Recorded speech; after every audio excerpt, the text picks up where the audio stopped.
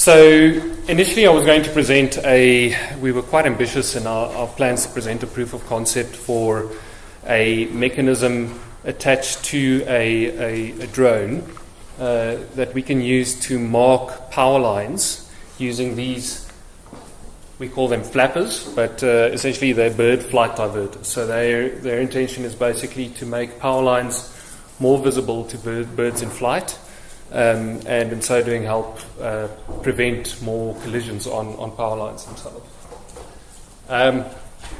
But we were subject to a lot of the CAA's restrictions with regard to what we were able to do and not do. So essentially, and that boils down to a lot to the hardware and the way we were planning to fly it. But I'll explain that in more detail the talk further on. So I've changed the title of my talk to Grounded Until Legal. I specifically want to just give an overview of what are the specific requirements that the CAA has with regard to drone operations in South Africa, and what impact does this have on conservation organizations that are wanting to implement this technology for their work. So, you will see in my title I use the word RPA or RPAS, but what is RPAS? There will be a lot of acronyms in this presentation, but I'll try my best to expand on them. So drone is actually a bit of a swear word according to the CAA. And it's really only used by the French as an official term for what we're talking about. UAV itself is quite an outdated term, and RPA or RPAS is the official terminology used by the SACAA to describe a remotely piloted aircraft or remotely piloted aircraft system. And but the Americans and the Brits, of course, want to be otherwise, so they've got another term that they use, which is UAS or unmanned aircraft system. So yes, there's a lot of acronyms, and it just adds to all of the confusion. You'll see a bunch of them below there as well. So there's a bunch of legislation that we need to be cognizant of. Of course, the Civil Aviation Act itself and the Civil Aviation Regulations of 2011, which contains 188 parts. Of which Part 101 that Debbie mentions is one of those. But Part 101 actually only became, it was only signed off in 2015, so it's really quite new still, and it's novel, and they're trying to adapt the legislation as we go along and with more case studies. And there's some other important acronyms that you need to be aware of. The TGM, or the Technical Guidance Material, so this is really a document that, and by the way, all of this is available on the SACA's website. They've got a link to a page specifically dedicated to RPAS and RPAS regulations. So the technical guidance materials gives a nice overview of everything. And then you've got AICs, not to be confused with Akaiki's information criteria for the statisticians among us. But they're aeronautical information circulars which you need to look out for, because they often contain important changes to the legislation, and in some cases it allows for I'll speak about an important AIC a bit later, but it actually allows for you to fly under certain circumstances and things like that. And then you've got the CARs and the CATs. So the SACA regulations and the technical standards, and these are really important documents that contains most of the regulations themselves.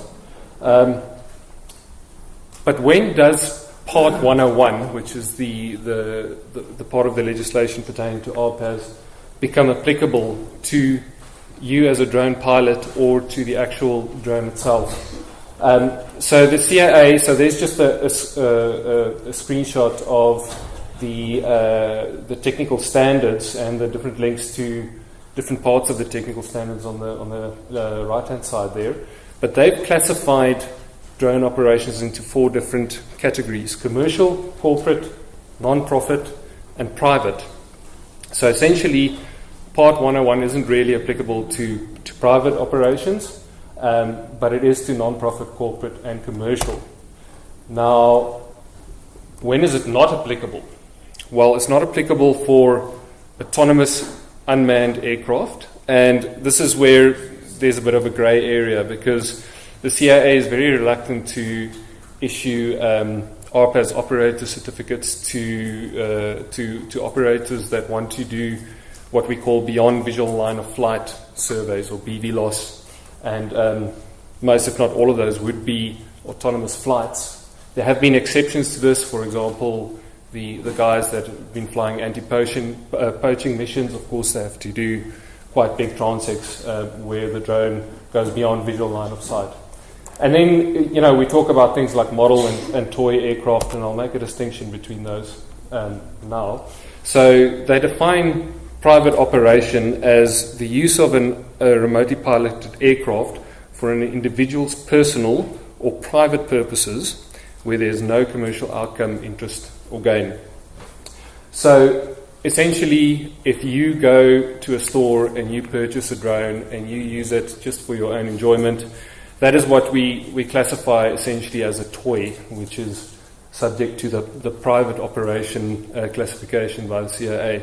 But you also get model aircraft. So these are essentially your hobbyists, the guys that are really into your sort of drone racing and things like that. And there are specific model aircraft sort of airstrips and places where these guys can go fly legally. So it's just a distinction really between a toy and something that a hobbyist would really use. And I don't expect anybody to be able to read that table, but that is a further classification that the CAA has laid out in terms of the different types of remotely piloted aircraft. So you can only really get away with calling a drone something that you use for a private operation if you use it only with restricted visual line of sight, and only if it falls within the Class 1A or Class 1B category of drone. So they've got the different classes there on the left-hand side, and the way that they classify it is according to basically its energy output, and then they've specified at what height these typically would fly at. You'll see most of them are restricted to below 400 foot. And then one of the most important things is its maximum takeoff mass. And this is really where we've been a little bit restricted, and why we've been subject to the CAA's requirements above that of private operation, is that the drones that we are planning to fly definitely have a bigger maximum takeoff mass than a Class 1B, which is 7 kilograms or less. So, but there are general rules that are applicable to everybody flying a drone, whether you're doing it in a private capacity or for a commercial purpose. And Debbie did touch on these, and it's some of these are kind of obvious, like do not fly near manned aircraft. If there could be some real risks involved with that. And for that reason as well, you can't fly within 10 kilometers of any aerodrome with any controlled, restricted or prohibited airspace. And as mentioned before, these are usually clearly marked on an aeronautical chart, your FARs or FADs they call them. And then, just proximity issues in terms of, not flying within 50 meters of people or any sort of private property without permission. And, in general, like I say, they can make exceptions, but you are restricted to flying below 400 foot, which is about 120 meters. And that's not above ground level from where you're standing as the pilot. That's from where the drone is actually at any point in time. So this is basically how they've split the different types of operations in terms of their requirements, the different kinds of certificates and registrations that you require. Includes the air service license, a RPAS operator certificate, RPAS letter of approval, your remote pilot license, so that's just your license for the pilot itself, and then your certificate of registration, which is essentially a license that you have for the particular drone itself. The drone actually gets a license plate like a car would get, and it's a ZT number. But you'll see there, interestingly, they've actually classified corporate and non-profit operations as having the same kind of legal requirements, which is, of course, bears some implications to a lot of conservation organizations. But as a non-profit, you don't necessarily require an air service license. However, for a lot of operations, you actually need to have an air service license in order to get an ROC. So it gets quite confusing, and there's a lot of misinterpretation of what's required and a lot of confusion. But that's essentially the hierarchy of these different types of legislation. You can do your license at any time, for yourself as a pilot. It is quite expensive. I think it costs now in the region of 20 or 30 grand, including theory and practical training, and then a practical skills test. Your letter of approval is something that the CAA signs off on for most sort of drones that are commercially available at your bigger drone shops like Drone World. These can be accepted by the CAA. However, if you're working with something that's largely experimental in terms of the hardware on the drone, you need to provide evidence that this thing is going to be able to operate safely, and that's where the letter of approval comes in, and that can take long as well. And then your drone license with the ZT number. You cannot fly a licensed drone unless it has a letter of approval. So you can register your drone and get a license plate for it, but you cannot, for example, build up your flight hours and actually log those legally if you don't have a letter of approval for your drone. And a log of flight hours does become important sometimes for demonstrating your abilities when the CAA has to make a decision on whether or not the company should be issued with a operator certificate. So it's difficult, you want an operator certificate in order to fly a drone, but you can't build up your man hours without having registered your drone and getting a letter of approval. So there is a bit of confusion in terms of the order in which you do these things in terms of the registration. But this is kind of like an 8-step process in terms of getting that to that final RPAS operator certificate. Firstly, you send a letter of intent to the CAA, explaining to them what it is that you want to do, and they can, at that stage, dismiss you and say, you planning to do BVLOS, beyond visual line of flight kind of surveys, we're not going to entertain that. In which case you need to go back to the drawing board. You can register your drone, submit a schedule of proposed events to the CAA, and then you can also do an application for your air service license, which you do not do at the Civil Aviation Authority itself. That's with the Department of Transport. So there's also different kind of entities that you have to deal with. And of course, your letter of approval is important. And then in your final application of your ROC, as well as your air service license, you need a very, very detailed operations manual, which includes your safety management systems, aviation security, quality assurance, your actual user manual for your hardware itself. So it's quite a involved process. But there is a way of bypassing the need for a operator certificate if you are doing a purely research or kind of R&D project.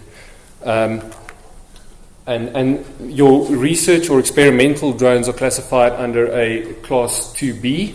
But you still require your certificate of registration and your letter of approval.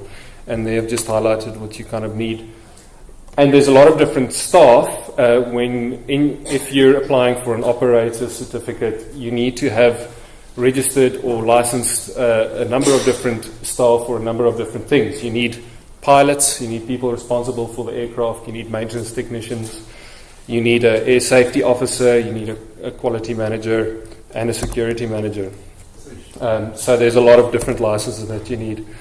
But why do we want to go through the effort? Well, one of the reasons is that we've got a strategic partnership with Eskom that we're wanting to place these flappers. Of course, we're working with a big corporate company and their reputation is at stake. So we want to make sure that we are completely legal when we're doing these things. I don't have much time left, so I'll kind of get to the point. But essentially what we're wanting to do is to eliminate the risk to human safety by taking a person up in a helicopter or up in a bucket truck, if it's a lower line, when they're attaching these bird flight diverters to power lines. And, of course, we're trying to reduce bird collisions, and there's just 3 examples of flamingos. And you'll see in the photograph on the left-hand side there is a good illustration of a scenario where a drone would be very useful. It's kind of a power line over water. You can't get a bucket truck in there. It's maybe just 1 or 2 spans that you need to mark, so it's not cost-effective taking a helicopter out there. And there are guys that have tried to do this. In South Africa, you can't have a device coming up from below, because generally with your larger or your higher voltage power lines, we've got a shield wire at the top, or an earth wire, and then you've got the conductors below. And it's that earth wire at the top that needs to be marked, because it's a thinner, less visible line. So you need to come in from the top. Those conductors will be a hazard to you if you're coming down from the bottom. And so the Americans have actually developed a device, but it can only attach 1 flapper at a time.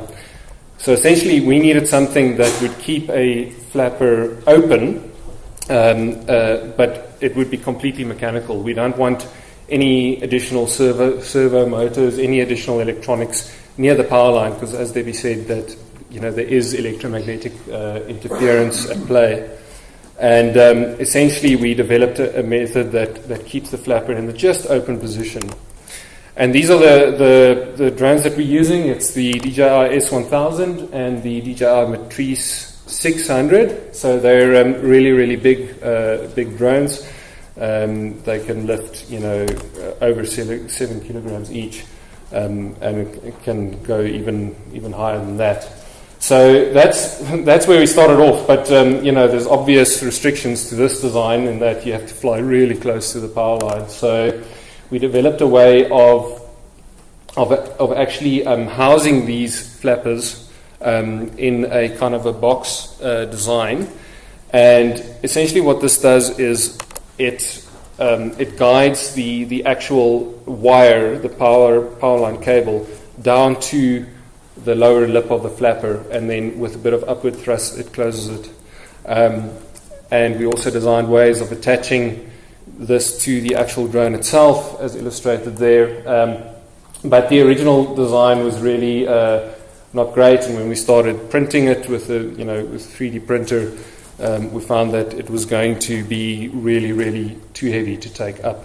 So we had to redesign it, and essentially that's what we came up with here. So this is just the box design, and the feet coming out here. That as you lower it down, the foot essentially guides the wire up to this point, and with a bit of upward thrust, you then can clip the device itself onto the line.